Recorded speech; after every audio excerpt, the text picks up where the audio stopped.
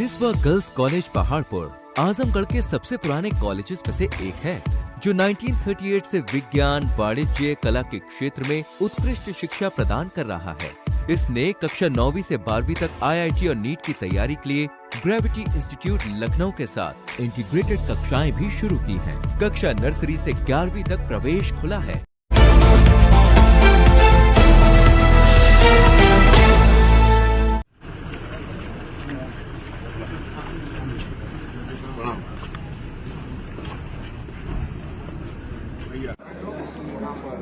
वो तो गया ले लीजिए, आपने ले लिया, बाकी है क्या आगे क्या करना है? कोई नहीं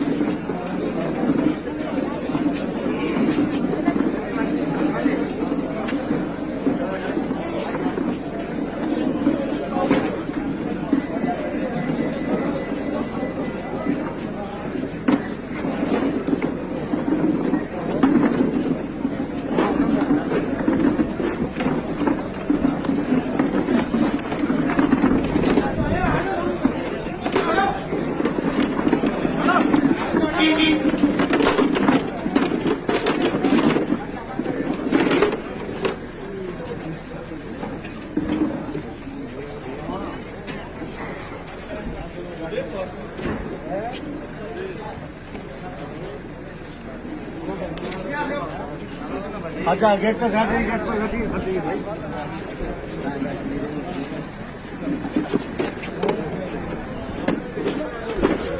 चलो भैया चलो।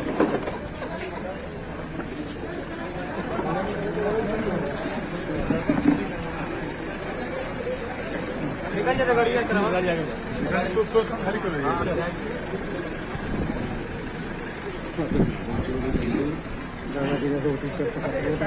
आगे ये पैर बचेगा, आगे साथ पैर बचा के आ जाएगा। अरे आवाज हट जाइए ना भाई।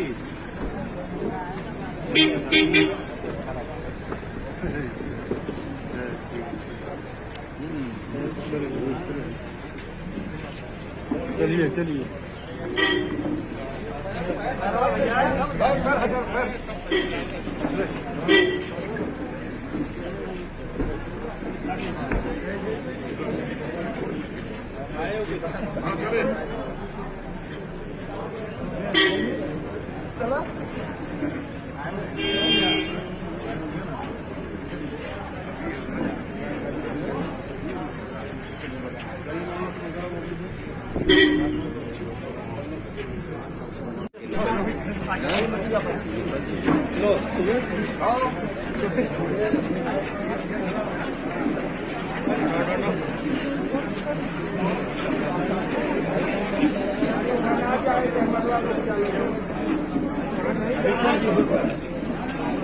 आप हटो लोग जरा, हटो।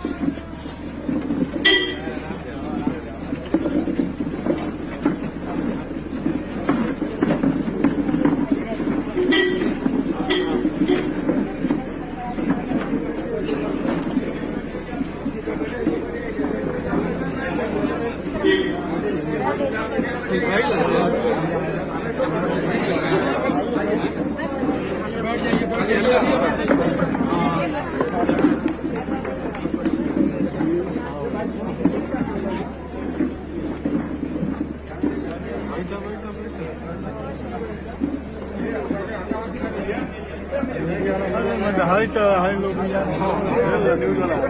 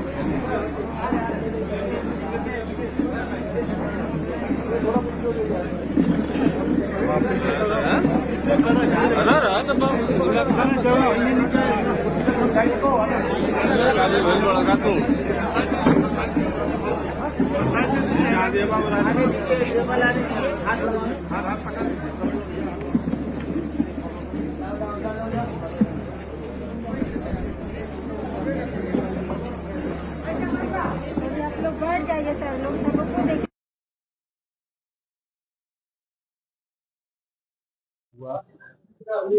और निधन ही नहीं, उनके स्वाभाविक निधन होता तो एक अलग बात है। जिस तरीके के सवाल उस निधन के साथ जुड़े, मैं समझता हूँ देश में कभी किसी ने कल्पना नहीं की। लगातार उनके परिवार के लोग न्यायालय में अर्जी लगा रहे थे। माननीय सर्वोच्च न्यायालय तक उनकी अर्जी इस बात को लेकर गई थी कि जेल में रह के वो अपने को सुरक्षित महसूस नहीं कर रहे। और माननीय सर्वोच्च न्यायालय में उत्तर प्रदेश शासन के प्रिंसिपल सेक्रेटरी होम ने एफिडेविट दिया और उनके एफिडेविट पर विश्वास करके माननीय न्यायालय ने डायरेक्शन दिया कि उनकी सुरक्षा और स्वास्थ्य का इंतजाम रखना सरकार की जिम्मेदारी है। इस बात का सरकार ने एफिडेविट दिया कि करेंगे। लेकिन बावजूद इसके जो परिजनों से मिलने के बाद सभी चीजों को जो समझने का मौका मिला, जितना मैं समझा, उनके परिवार में उनके बड़े भाई और इस क्षेत्र के बहुत जिम्मेदार नेता, वर्तमान सांसद भी हैं, पहले भी रहे, कई बार के विधायक आदरणीय अफजाल साहब से बात हुई, परिवार के और साथियों और लोगों से, परिवार के लोगों से बात हुई, उनके बेटे उमर साहब से हुई, मनु से हुई।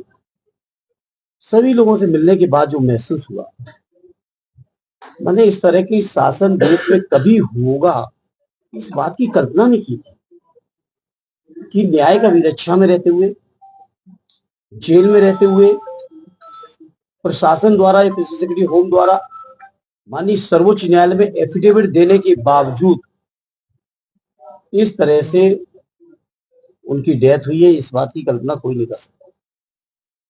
और जैसा कि घटना दर घटना है, मैं सोचता हूँ आप सब गाजीपुर के जिम्मेदार साथी प्रतिनिधि हैं, आप लोगों को मुझसे बेहतर पता हो, मुझसे भी बहुत सारी चीजें, मैं तो कुछ समय उन लोगों के बीच बिताया तो कुछ बातों को जानकारी मिली। आप लोग लगातार उनके बीच रहे होंगे, गाजीपुर के लोगों के बीच रहे, बात की होगी आपने, मुझसे बेहतर आपको पता हुआ इस बात को कैसे कैसे घटनाएं हुई। 19 तारीख को से लगातार शंका इस बात की चल रही थी, जो चर्चा है, और 25 तारीख तक अस्पताल नहीं भेजा। 25 की रात को 2 बजे टेलीग्राम आता है आपके मोहम्मदाबाद थाने में, तो उनकी हालत गंभीर है, परिवार के लोग जल्दी संपर्क करें। और अगले ही दिन शाम 4 बजे वापस जेल में भेज दिया जाता है।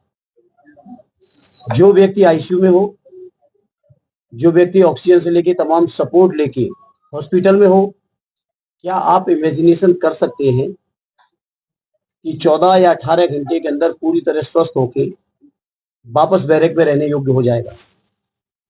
तो ये मामूली बात है नहीं, ये बहुत गंभीर न्याय का विषय है, जांच का विषय है। और मेरी साफ मांग है, माननीय सर्वोच्च न्यायालय को इसमें सो मोटो लेना चाहिए और कम से कम माननीय उच्च न्यायालय के सिटिंग न्यायाधीश के स्तर से पूरे मामले की, पूरे प्रकरण की जांच होनी चाहिए और जो दोषी लोग हैं उन पर कठोरतम कार्रवाई होनी चाहिए।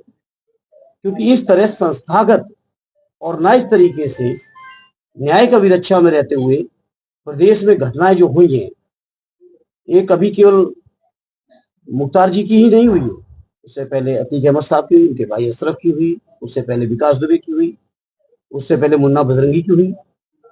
लगातार न्याय का विरक्षा में रहते हुए लोगों की जो सुनियोजित और संस्थागत हत्याएं हो रही है, ये देश और प्रदेश के लिए बहुत गंभीर चिंता का विषय है। प्रथम दृष्टया और गाजीपुर के लोगों, आप लोग बहुत जागरूक लोग हैं और मैं समझता हूँ वैचारिक चीजों की वानगी है गाजीपुर, ये पूर्वांचल की। आप लोगों को इन मुद्दों को बहुत गंभीरता से, बिना राग द्वेष के, बिना पक्षपात से, सच्चाई के साथ उठाना चाहिए। मैं आप सबसे अपील करूंगा। प्रथम दृष्टया क्या लगता है मुख्तार अंसारी वाले मामले में? देखिए, मैं जो परिवार के लोगों ने बताया वो मैं आपको बता चुका हूँ। आज आप गए थे अंसारी साहब के घर, क्या बताया लोगों ने?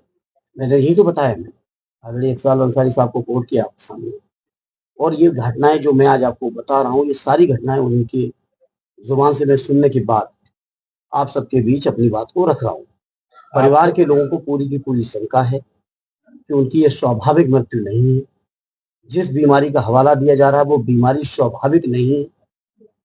वो इस बात की शंका जाहिर कर रहे हैं, हो सकता है ऐसी परिस्थितियां पैदा की हो कि कहीं ना कहीं ये बीमारी बढ़ी हो, लेकिन जहां माननीय न्यायालय में एफिडेविट दे रखा हो प्रिंसिपल सेक्रेटरी होगी बात, रुको, वहां पे अगर इस तरह की बात होती है तो बहुत, मैं समझता हूँ अफसोसजनक के साथ साथ बहुत चिंता की बात है कि आखिर देश कानून से चलेगा कि नहीं चलेगा। और देश कुछ लोगों की मर्जी से ही चलेगा क्या, कुछ लोगों की मानसिकता से ही चलेगा, या देश कानून के साथ ये जो न्यायिक प्रक्रिया है उस प्रक्रिया से गुजरते हुए चलेगा। पोस्टमार्टम रिपोर्ट में जो रिपोर्टें आ रही हैं मीडिया की तरफ से कि हार्ट अटैक से डॉक्टरों ने बताया, नहीं, बहुत सारी बातें जो सरकार नहीं कह रही है वो उनके परिवार के लोग कह रहे हैं। जी, आप एक बहुत जिम्मेदार समाज के नागरिक हैं, हम आप सभी, क्या परिवार की इन सब बातों को अनदेखी किया जा सकता है इतनी बड़ी घटना में? क्या हम में से किसी के परिवार के साथ, भगवान न करे कभी ऐसी नौबत आए, क्या आप अनदेखी कर पाएंगे इन बातों को? इसलिए समाज बहुत संवेदनाओं से बना है, समाज कानून से चलता है, कानून के रास्ते से चलने के साथ साथ जिस तरह से एफिडेविट देने के बावजूद, आप मुझे बताइए 2 बजे आप पता करिए, यहाँ से जाइए, आपके 20 किलोमीटर दूरी पे मोहम्मदाबाद थाना, 19-20 की रात में 2 बजे 25 की रात में, 25-26 की रात में टेलीग्राम आया कि नहीं आया कि हालत नाजुक है, परिवार के लोग संपर्क करें। रात को 2 बजे मुझे बताया गया कि टेलीग्राम आया, और अगले दिन शाम को 4 बजे वापस बैरक में भेजा जा रहा। अगर कोई व्यक्ति गंभीर बीमार है तो क्या आप इस बात की कल्पना कर सकते हैं कि 12, 14, 18 घंटे के अंदर वो उतना स्वस्थ हो जाएगा कि आईसीयू से निकाल के सीधा बैरक में, जहां कोई भी मेडिकल फैसिलिटी नहीं है, वहां पर रह पाएगा? क्या ये बातें इतना पर्याप्त नहीं है सरकार की मंशा को समझने की? नर्मदा जी, बात किया जाए तो कल रात, बीती रात जो है ओवैसी साहब भी आए हुए थे, जो कि लगातार इंडिया गठबंधन का विरोध भी कर रहे हैं, लेकिन वही लोगों का कहना है कि अखिलेश यादव का अभी तक, देखिए, पूरी समाजवादी पार्टी, आली मुख्तार अंसारी जी और उनके परिवारजनों साथ है, और स्वयं वो परिवार, वो पार्टी का अंग है। आदरणीय राष्ट्रीय अध्यक्ष जी बहुत संवेदनशील इस घटना को लेकर, और लगातार परिवार के लोगों के, जिम्मेदार लोगों के संपर्क में, और आज मैं भी आया हूं तो कहीं ना कहीं उसी बात का एक हिस्सा। 2024 चुनाव को लेकर सर क्या कहेंगे, किस तरह की रणनीति होगी, क्या इस पे असर पड़ेगा? देखिए, रणनीति वगैरह तो अभी नहीं मैं कह सकता हूँ, लेकिन मैं इस बात का, मैं शब्दों में तो बयां करने योग्य नहीं है, लेकिन मैं आश्चर्यचकित हूँ, इतनी बड़ी घटना के बावजूद आदरणीय अफजल अंसारी साहब और उनके परिवार के लोग, इतनी बड़ी घटना के बावजूद उनका मनोबल नहीं टूटा है, और आज भी वो संकल्पित हैं। जो लड़ाई उन्होंने शोषित लोगों की, पीड़ित लोगों की, वंचित लोगों की, गरीबों की, मजलूमों की, जिस लड़ाई को वो लड़ते रहे, उस लड़ाई को बहुत मजबूती से लड़ते हुए न केवल जनपद गाजीपुर में बल्कि पूरे पूर्वांचल में वो लड़ाई को आगे बढ़ाने का काम करेंगे। ये बातें मैं आज सुन के मैं खुद आश्चर्यचकित था, क्योंकि मैं एक बहुत संवेदनशील व्यक्ति हूँ। स्वाभाविक है, इतनी बड़ी परिवार में जब घटना हो तो लोगों की हिम्मत अन्य सामाजिक राजनीतिक की अन्य चीजों की नहीं हो पाती है। ये बहुत बहादुर लोग हैं सर कल और कहीं ना कहीं स्वतंत्रता संग्राम सेनानियों का खून उस परिवार के लोगों की नसों में दौड़ रहा है। कब्रिस्तान भी गए थे आप? जी बिल्कुल, बिल्कुल गए थे। कल पल्लवी पटेल और ओवैसी ने जो तीसरा मोर्चा बनाया है पीडीएम, हमें कोई फर्क नहीं पड़ता इन बातों से कि कौन क्या कर रहा है। मैं आज संवेदना देने आया हूँ गाजीपुर में, कोई राजनीति करने नहीं आया हूँ। बाकी सवाल ये है कौन क्या कर रहा है, कौन कैसे करेंगे, इन बातों में मैं नहीं जाना चाहता हूँ। बाकी जब चुनाव आता है तो जाने कितने गठबंधन बनते हैं, जाने कितने बिगड़ते हैं, आप भी जानते हो, कोई नई बात नहीं है।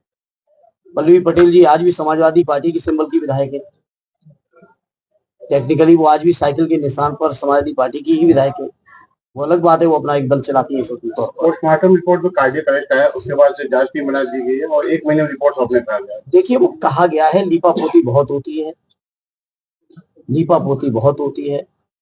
विकास दुबे की घटना की क्या कोई रिपोर्ट आई आज तक? अतीक अहमद जी की घटना की मीडिया के समक्ष लाइव हत्या हुई, क्या कोई रिपोर्ट आई आज तक? तो ये बातें नहीं है। हम लोगों समाजवादियों को भरोसा न्यायालय पर है, माननीय सर्वोच्च न्यायालय पे है, माननीय उच्च न्यायालय पे है। ये जो कमेटियां बनाई जाती हैं, इन कमेटियों की कितनी जिम्मेदारी है या कितनी गंभीरता है वो आप सब जानते हो। सरकार की जांच पे भरोसा होगा? कतई नहीं होगा। जब सरकार ही कटघरे में है, सरकार के अधीन रहते ही इतनी बड़ी घटना हुई, सरकार के अधीन रहते ही अगर वो गंभीर बीमारी में थे तो 18 घंटे भी नहीं लगे, वापस बैरक में भेजे गए। क्या सरकार के सामने दिक्कत थी अगर इलाज को, ट्रीटमेंट को कंटिन्यू करते? आईसीयू के बाद जनरली आदमी प्राइवेट वार्ड में या जनरल वार्ड में लाया जाता है, उसके बाद डिस्चार्ज होता है। क्या समाजवादी पार्टी उच्च स्तरीय जांच की मांग करेगी? बिल्कुल कर रही है मांग, समाजवादी पार्टी पहले दिन से मांग कर रही है। आप क्या फॉलो नहीं कर रहे हैं पार्टी को? हाँ, पहले दिन से मांग। धर्मेंद्र जी कल अफजाल जी ने बयान देते हुए कहा है कि लोग कह रहे हैं कि मुख्तार की कहानी का द एंड है, लेकिन कहानी अब शुरू होगी।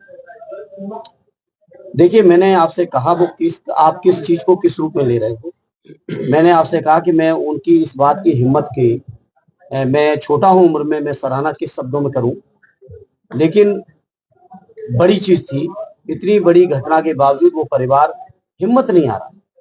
आखिर उन्होंने लोगों की सेवा न की होती तो उनके जनाजे में हम तो नहीं थे मौजूद, आप ही सबने दिखाया, लाखों लोग कैसे मौजूद होते हैं।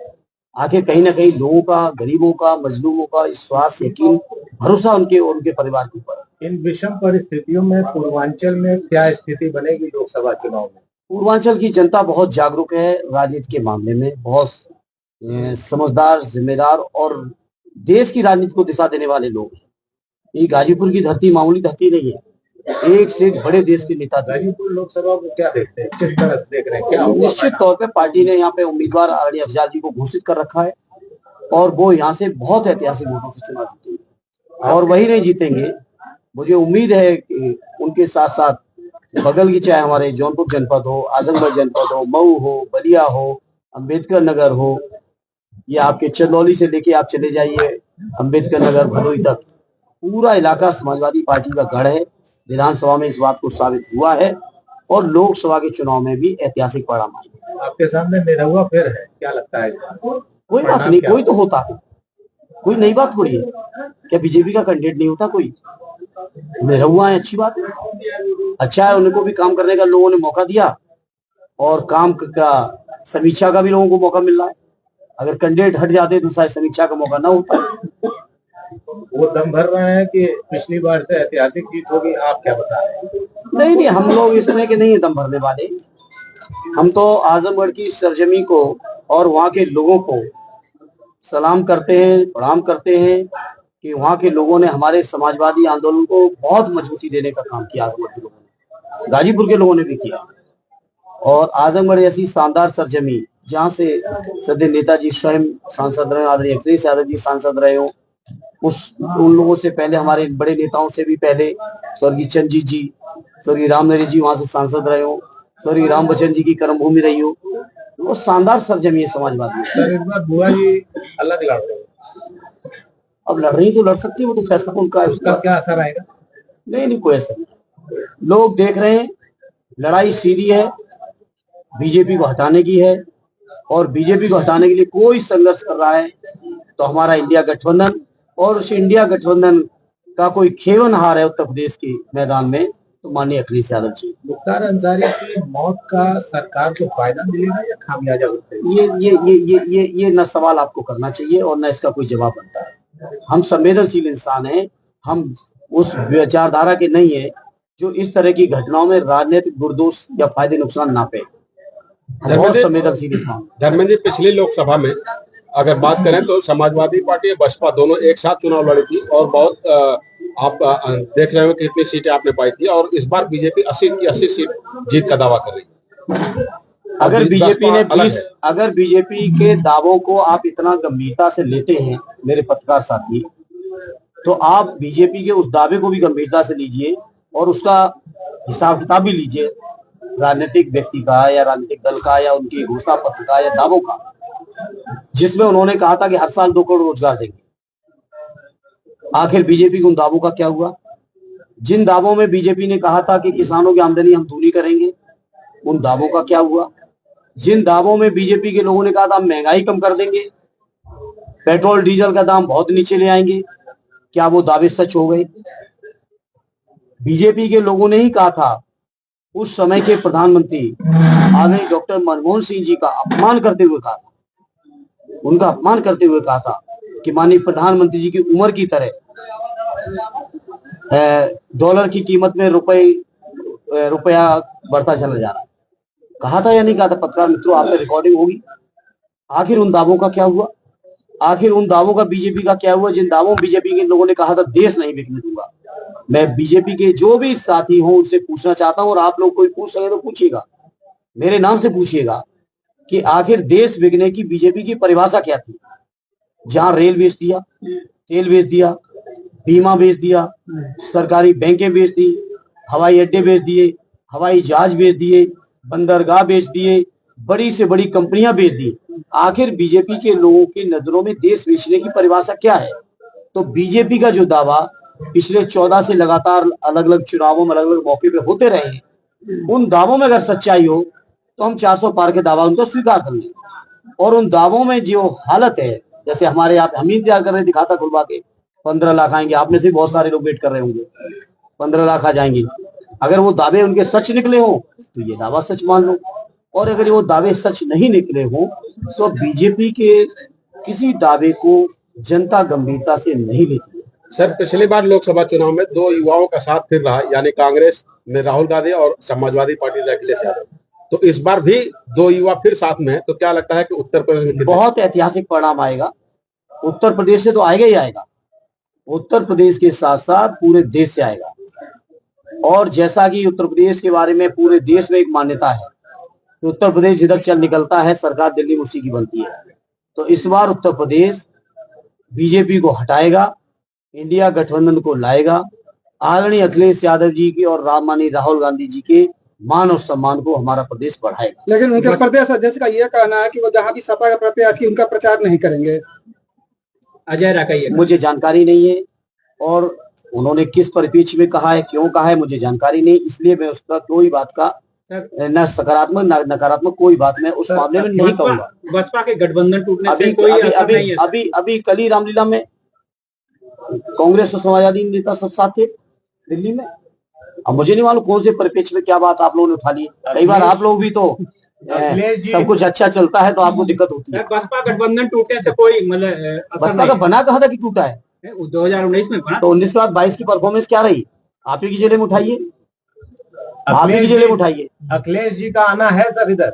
आदरणीय हर्षित जी अभी टिकटों में और तमाम रणनीति में व्यस्त हैं, और बिल्कुल आएंगे, क्यों नहीं आएंगे। लोकसभा चुनाव के लिए बीजेपी कह रही है कि ऐसा कोई काम आप लोग मत करिएगा, जनता से अपील कर रही है कि श्री राम मंदिर बन चुका है और राम के सामने आप नजर न मिला पाए। किसने कहा है? विपक्ष के लोग कह रहे हैं, भाजपा के लोग कह रहे हैं। नहीं, बीजेपी के लोगों को छोड़िए, इनकी बातों छोड़ ही दियो, सवाल इसे मुद्दों पे करो।